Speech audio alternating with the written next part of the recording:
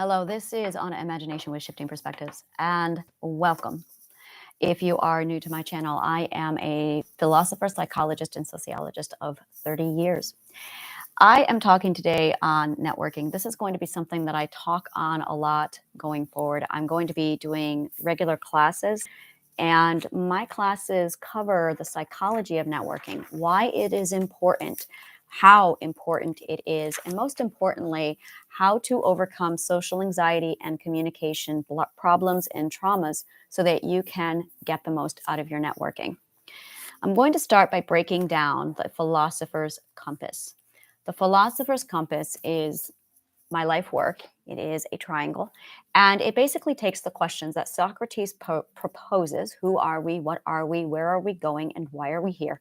It answers the questions, and most importantly, it specifically for this channel, we focus a lot on something that I have called the I, or the they of I. I will be explaining that in just a moment and how it connects to networking. The philosopher's compass is made up of three parts of your identity: the I of I, that is the self; the you of I, which is the role model; and the they of I, which is your community. The I of I, the self, is reflecting on your foundation, who you are. The you of I, that role model, is your past. You could almost say that the self is the present, and the you of I, your role model, is your past. It is everything that you mimic and repeat to establish your ethical compass. The they of I is your future. It is basically how to take everything in your life and propel it forward. The things that you get out of the they of I, your community, are your resources. Now, everyone comes to a community with their own resources and with access to the resources of others. So there are the resources you reserve for yourself, and there are the resources that you pool together to help and nurture the community. In an ideal situation where an I of I is nurtured in a healthy community, the profits and the resources, and we're talking resources such as skills, time, everything you can imagine, including money, basically go first to the self. The self develops a safety net. They develop their own homestead. They develop their own health and welfare and a savings. Everything above that is surplus. For the surplus, ideally, it would be placed in a kind of bank. How much is put into this bank is 100% up to the self to determine for themselves and never at the expense of the self. So this is 100% any and all surplus that the self wants to put toward the community. Now, this does not have to be monetary. This can be any resource you have. An example of this would be, for instance, my own resources. I have knowledge. I am an educator. I have teaching skills. I have learning skills. I can teach people how to learn to maximize the most out of their education. I also have connections. I know psychology and human behavior, so I can pass on that information, back to that education again, onto other people in this format example so that you can get the most out of your resources. These are assets. A lot of people think materialistically. Well, I have a phone, I have a car, I have property, but those are physical assets. We often overlook, due to abuse, our own resources inside of ourselves.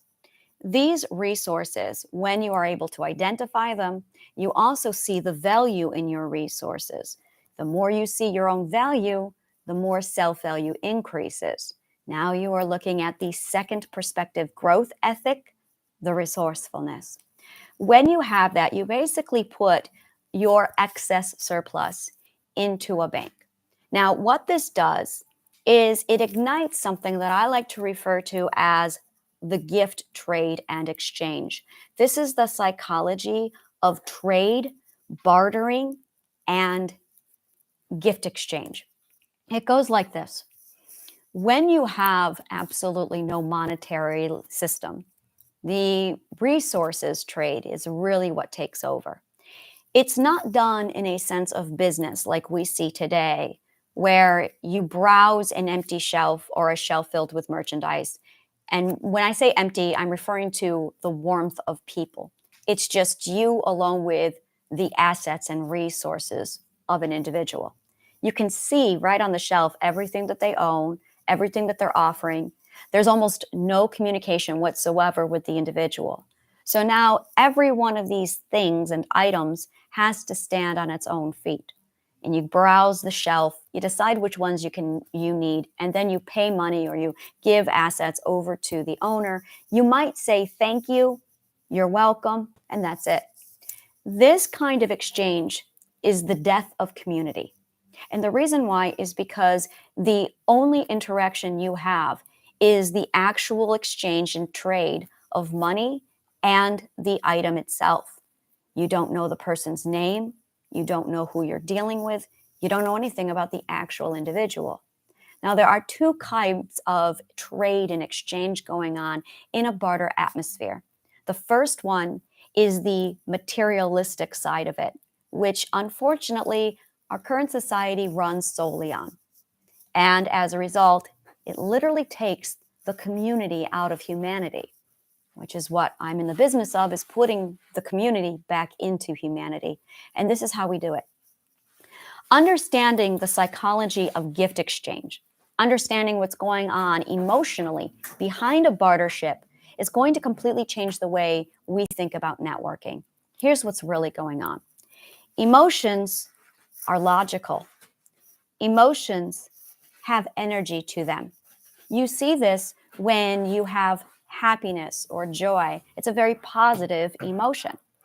And if you complain or you say something negative about another person, we see that as a negative emotion. The reason why we use physics words, positive and energy, literally as a means to describe a word is because we are describing the emotional energy attached to these words. Instinctively, we all can feel it, so much so that our society has adopted physics as a method to describe emotions, positive and negative energy. When we meet someone we like, we say things like, they've got good vibes. Vibes is short for vibrations, which is another word for frequency. Once you become adapted and you tune into the positive, the negative, the physics of how emotions work, it completely opens another door for networking. Here's how. When you have an emotion, you have two pathways, exactly like a currency. Currency, you have a positive current and you have a negative current. Now you actually have four. Every time you do any kind of an exchange, there are four pathways. The consensual pathways and the non-consensual pathways. This is important. The consensual pathways is the gifter and the receiver. Positive for positive. It's the exchange. The non-consensual is the negative. It is the negative taking, negative having something taken away. We're going to set aside the negative, the non-consensual, and we're going to look at just the positive exchange, what's going on between the fluidity of gifting when we are looking at this. Now, there are two emotions taking place whenever you have an emotional exchange. The first one is always the emotion of gifting. That is always present every time you interact with another human being. I want you to imagine for a moment that we have two stick figures, two people, one over here and one over here. Each one has their own current. Each one has their own song and their own frequency, but they're individual. They are isolated. They are strangers. They are not connected yet. This person is pumping out their own energy. Let's assume this person is positive energy, which would mean in psychology terms that their emotional mental environment is primarily positive. On this side, this person is also pumping up a nice, healthy, positive energy. They too also have a solid, positive emotional mental environment. Now, they're still not connected. In order to make the connection, a gift exchange has to take place, which now brings in the second emotion. The second emotion is gratitude. The other emotion, the one for gifting, would be an offering. So what you have is basically person A who says, I am an educator. I have education to give to you. This makes the educator, person A, the gifter. So there is the positive gifting emotion, and the item that they are giving, in this case, is going to be knowledge. So now knowledge is carried on the currency of gifting, and it passes from one person to the next. This is consensual. Now, the person on the other side, B, is the receiver. Now, this person has a choice. Their first choice is accept. The second choice is ignore. And the third choice is reject. The Gottman Institute of Relationships is 100% founded off of this concept.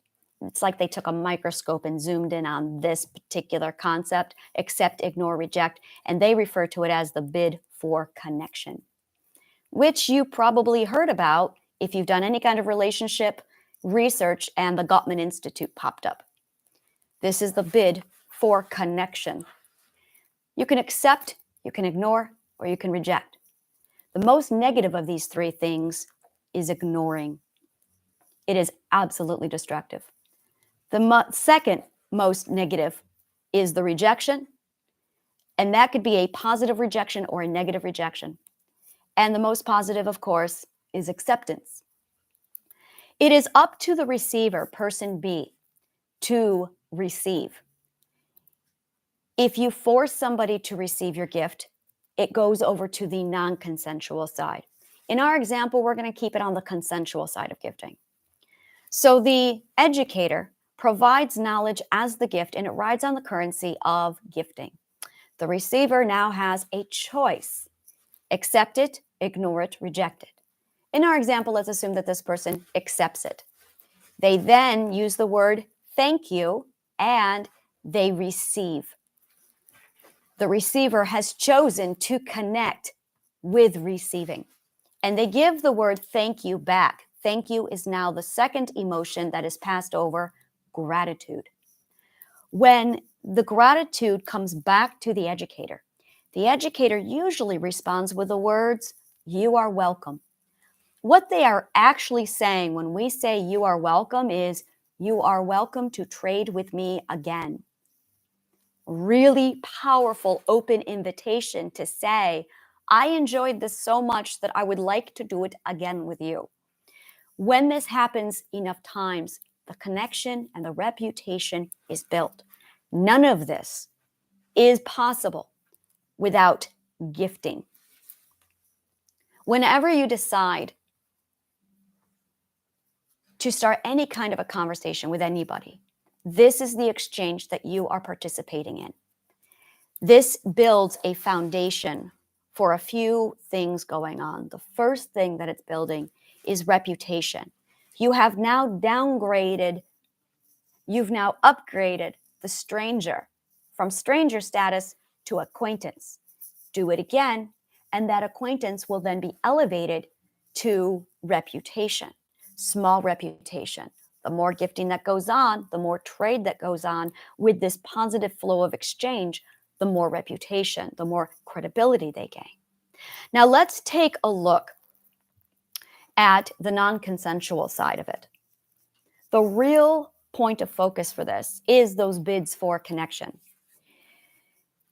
When you have a non-consensual situation, the receiver can either be forced to be a giver or they can be forced to be a receiver. This is absolutely understanding the roles that authority, power, and control play on the psyche mind. Authority is something that each individual has, no matter what. Sometimes abuse does give us the delusion that we lose authority, But authority is something that cannot be lost or taken away. It is always there. It is the delusion that it's been lost that causes problems, trauma, and mental illness. If you just look at two individuals with their power and their authority exchange, this is what's really going on.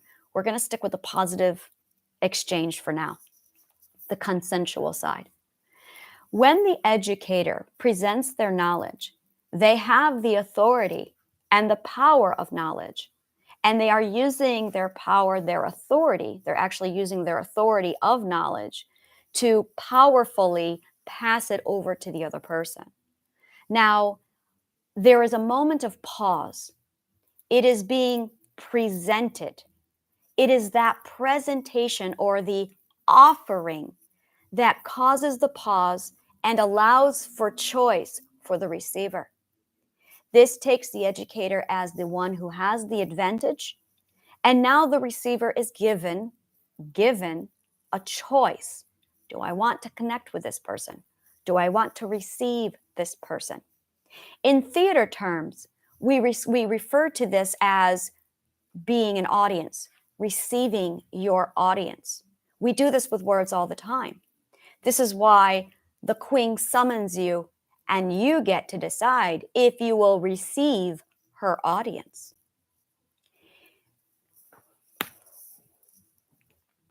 When there is that moment of pause, the receiver is being gifted with something much larger than knowledge or a gift. They are actually being given choice. When they are given choice, the power is actually what is passed on to the receiver. That's really what you are trading, is power. You are gifting them with power to make a choice. Do I want to connect with you or not?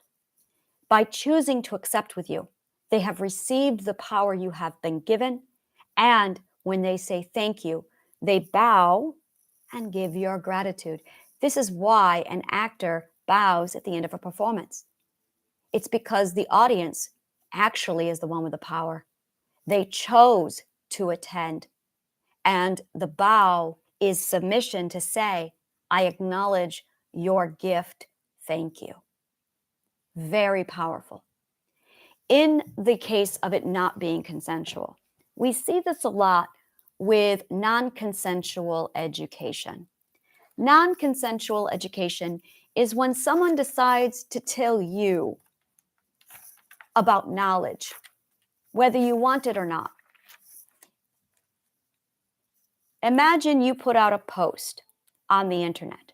You say the words, "That is interesting." John Doe comes along and sees your comment, replies to it, and then types up a massive paragraph with their opinion toward you about what they think you should know. This is what's really going on in that situation. That is what I refer to as non-consensual gifting, because they have forced education onto you. This is what happened. John Doe, the self-proclaimed professional, has decided that you are ignorant, that he knows better, and that you require his knowledge. He has deemed himself authoritative, which is actually the opposite of authority. He has decided that you are beneath him as a student and that you require his help. By the way, this is narcissism. John Doe promotes himself onto a platform, provides his knowledge, bypassing your choice to receive it. This is non-consensual education. This is forced gifting. This is highly negative. You now are being forced to submit as the role of student. Now, you as an autonomous individual is going to put up a guard or a block that says, I didn't choose to hear your opinion. I did not choose to receive you.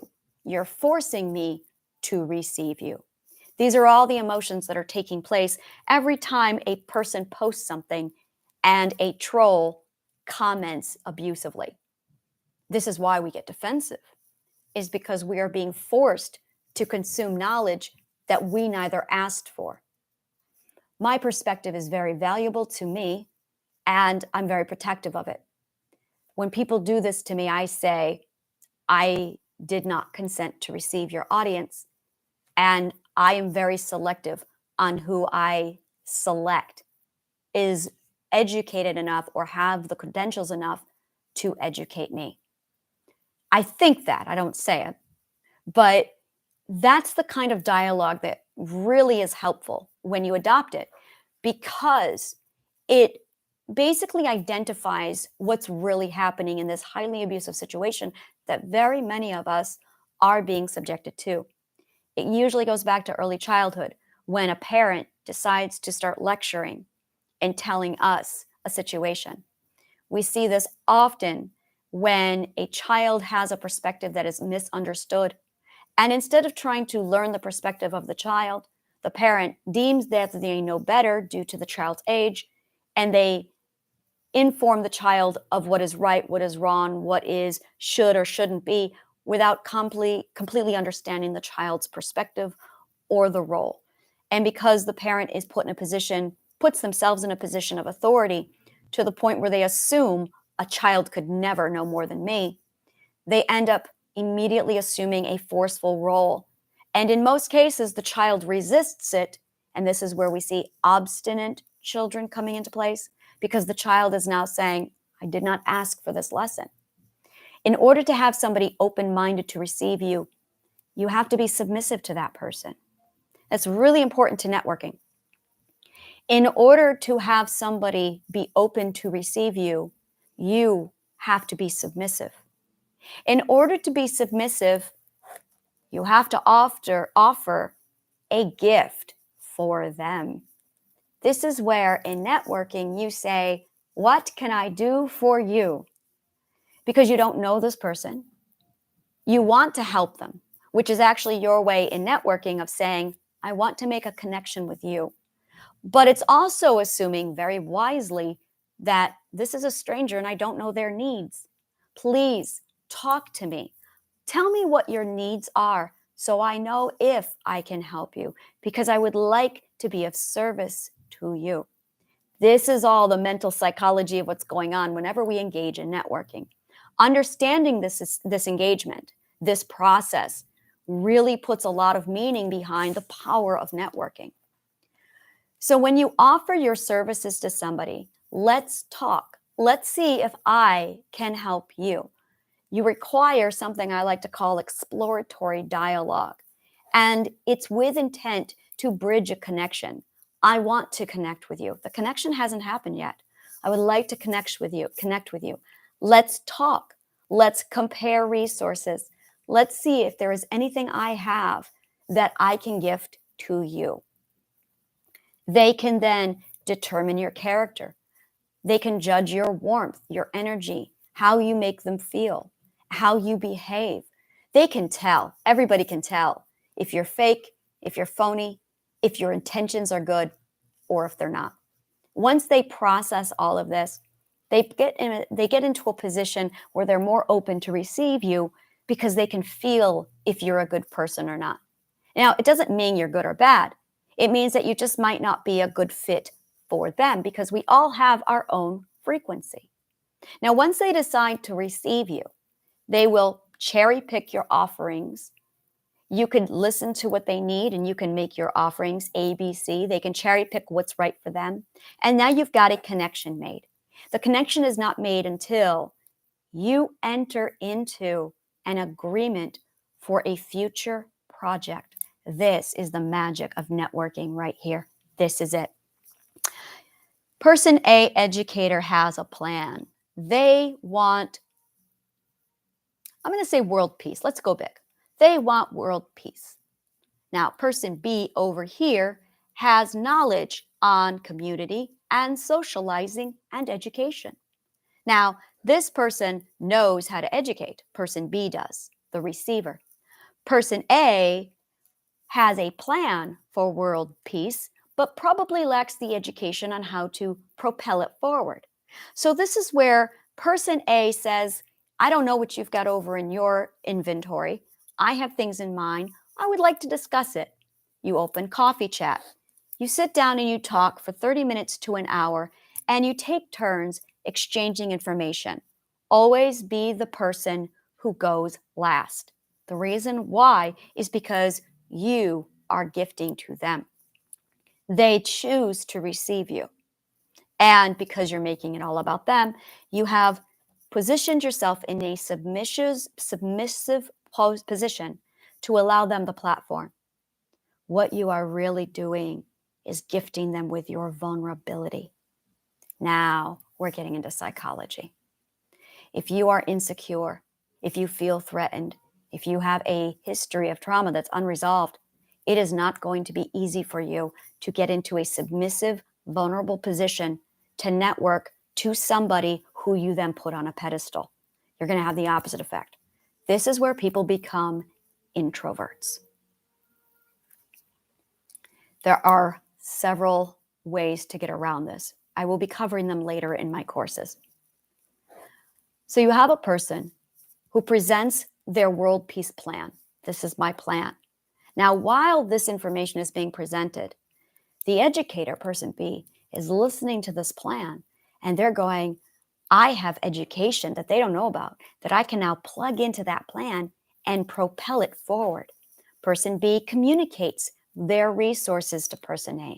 Person A now sees with person B how this new concept is being formed and how each one is bringing something kind of like stone soup into the mix.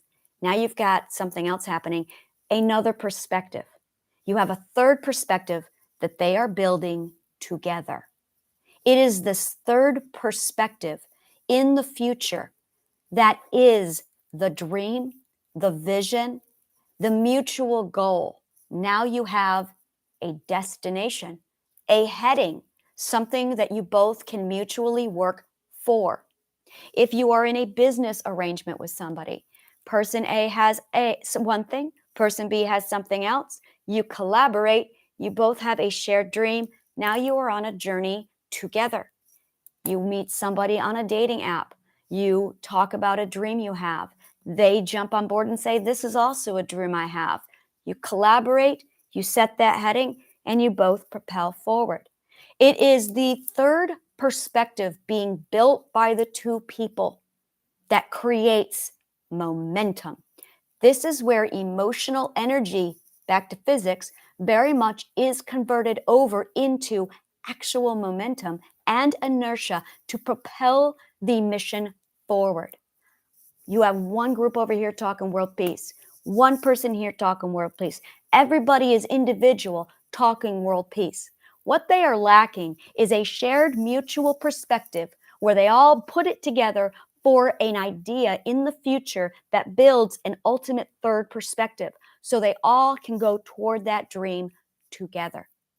It requires a think tank. It requires you sitting down and physically propelling it forward with talk, with planning, with brainstorming, with what is this thing going to look like? Let's build it. Who's got what resources? I've got a plan. I've got a plan. Let's combine the plans, and now you've got an X that marks the spot. Now you have momentum. Now you have inertia. Now you pull in the executive producers, and the executive producer says, all right, you've got a plan. Let's brainstorm how to build this baby. We've got A, B, C, and you start breaking it down, all the elements that you need. Who are we going for? Why are we doing it? Where are we going? When are we doing it? And what are we doing? You've got the what immediately as soon as you sit down and you start building up the ideal dream. You can't do any of this without networking. Until you have the community, you are alone, isolated, with just a dream. You need a solid you foundation, a solid self. You need a solid past defined and understood so you're stable. And you need a healthy community. In order to get that healthy community together, you must network. That is the power of networking. In order to network, there's a whole lot of elements that go into that, and I will be breaking that down in a future class. Thank you so much. Join my network. Click on the link below. We do Easy Way Pitch Party. It's something that I am involved with, and it's absolutely one of the most powerful networking tools I have ever seen. And I have seen many of these. I have broken down so much psychology on networking facilities and tools, and this one is by far one of the best I have ever seen. The resources are phenomenal. Absolutely jump on board, join the ship, grab the link below. In addition to that, I also offer networking resources that provide classes to teach you how you can overcome your own traumas, overcome communication and anxiety with socializing, overcome any kind of obstacles when it comes to boundaries and communication so that you make the most out of your network and then you can propel that forward. In addition, it also puts you in connect with all of my resources and the tools that are available there through Easy Way as well. Thank you so much, and may the kindest of words always find you.